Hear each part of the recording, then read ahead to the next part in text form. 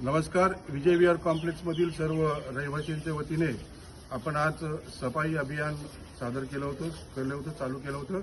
अभियानमध्ये आजच्या तारखेला पहिलंच अभियान असताना आपल्या विभागाच्या नगरसेविका आदरणीय काजल गोपाळे, नितीन गोपाळे आणि यांच्या मार्गदर्शनापासून ज्यापासून ते नगरसेवक या ठिकाणी झालेत 21 वॉर्डमध्ये आणि प्रभाग नंबर 21 जो आहे त्यामध्ये अगदी उत्तमरित्या सफाई अभियान त्यांनी पूर्ण चालू केलेलं आहे. गल्लोगल्ली घरोघरी जाऊन त्या सफाई अभियान करतात. मी प्रथमच या पूर्ण माझ्या 40-45 वर्षाच्या कारकिर्दीमध्ये प्रथमच अशी नगरसेविका बघितली की आपलं त्यांनी प्राधान्य जे आहे ते सफाईला दिलेलं आहे.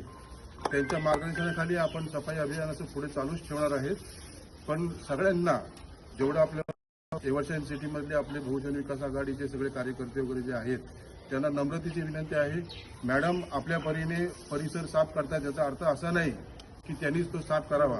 आपली देखील जबाबदारी आहे. आपण आपला विभाग जो आहे तो साफ करून आपल्याला जर काय अडचण असली किंवा काय मदत लागली तर मॅडम कधीही नाही बोलणार नाहीत आणि प्रत्येक मदतीला जे आहे ते आपल्याला धावून येणार.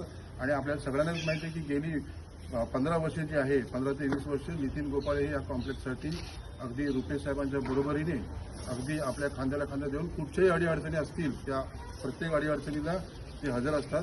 मगाशीच आदरणीय मी माजी महापौर साहेबांना फोन केला होता. त्यांनी सांगितलं की मोरे साहेब तुमचं अभियान अगदी उत्तम चाललेलं आहे.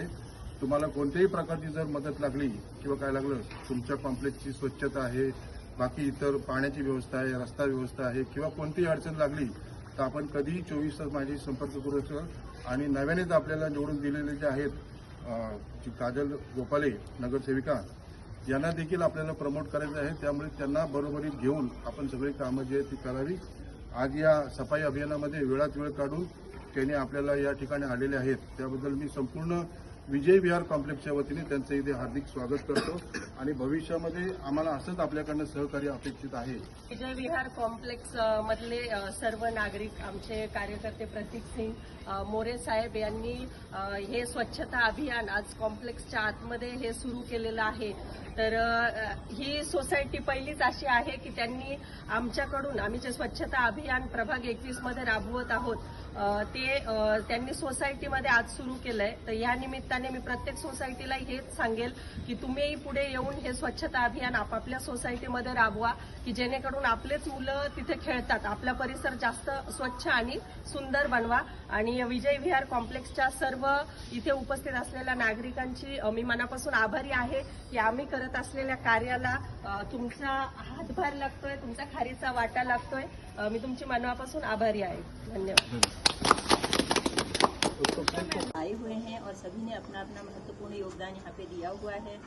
काजल मैडम भी हमारे साथ हैं और नितिन साहब हमारे साथ हैं. उन सबका भी मेरा धन्यवाद करती हूँ कि हमारे उत्साहवर्धन के लिए यहाँ पे आए हैं. और जो परिसर के लोग हैं उन सभी को मैं शिक्षिका होने के नाते कहना चाहती हूँ कि हम अपने बच्चों के शिक्षा के ऊपर बड़ा बड़ा अमाउंट खर्च करते हैं, बड़े बड़े कॉलेज में उनको भेजते हैं.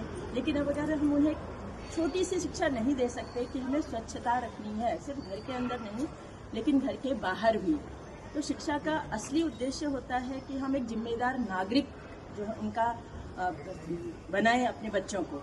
तो सभी से मेरा निवेदन है कि आप सभी लोग सिर्फ अपने घर की सफाई के ऊपर ध्यान ना देते हुए हमारे जो आसपास का जो परिसर है उसको भी हम स्वच्छ रखेंगे तो बहुत ही अच्छा होगा. और एक हम बाकी लोगों के लिए भी हम एक प्रेरणा यहाँ पे स्थापित कर सकते हैं.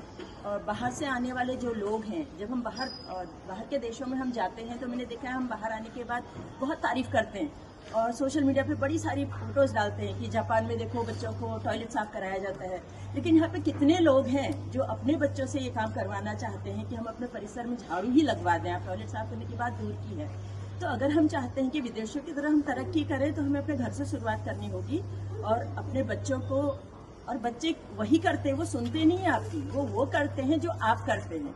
आप उन्हें बोलेंगे तो नहीं सुनेंगे लेकिन अगर आप खुद करेंगे तो वो जरूर आपके पीछे पीछे वो काम करेंगे. तो